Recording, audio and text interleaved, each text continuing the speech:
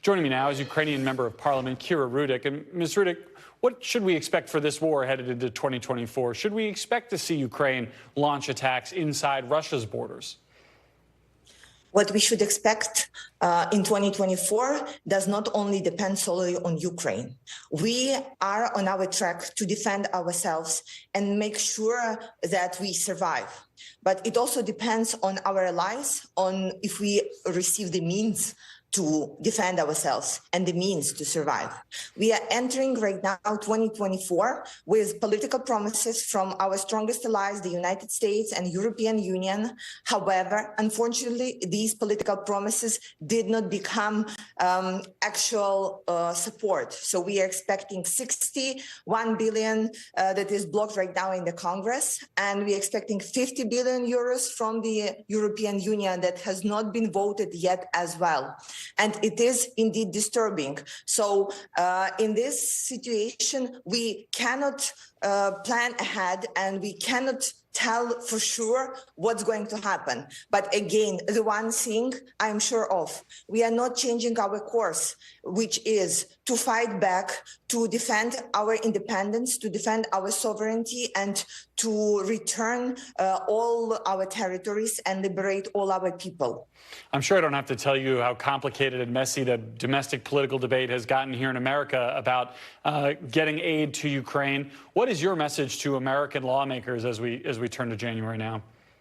Well, you know, I've recently been to the front, and it's even more complicated to explain to people who are risking their lives what is going on.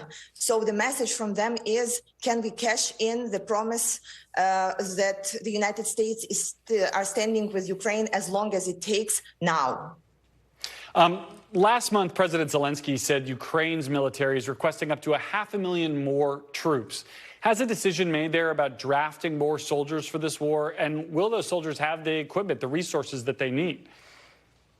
Also, again, we are figuring out the way to make it the most just way inside the country to make sure that people who are fighting at the front will get some rest and that the new soldiers will be trained. But the question on if we are going to receive enough weapons and the supplies does not solely depend on ourselves, simply because we are not able to fight alone the enemy that is so much bigger and has much more military production. So on getting the people, we will get those peoples to fight in the front. But if we are going to get them equipped, that is a broader question to the democratic coalition of countries on what we will receive to fight Russia back. And there is another question of if Russia will be able to continue producing the weapons and supplies and missiles, because no matter all the sanctions, they are still able to manufacture the missiles and the drones that are, by the way, are coming our way right now. So, and when our soldiers are disassembling those drones, they see that they were manufactured recently and there are many Western parts in there. So another direction would be to stop Russia from producing the weapons and missiles that they are doing right now. I have less than a minute left, but last winter we saw Russia target Ukraine's energy grid, turning off the heat and the lights there.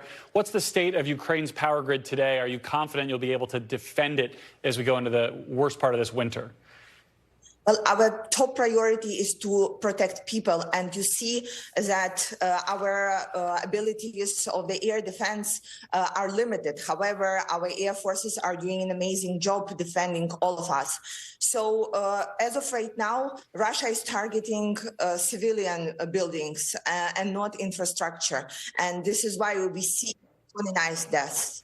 And still seeing them, and still seeing that the infrastructure is intact. All right, Kira Rudik, thank you so much for joining us. Thanks for watching. Stay updated about breaking news and top stories on the NBC News app or follow us on social media.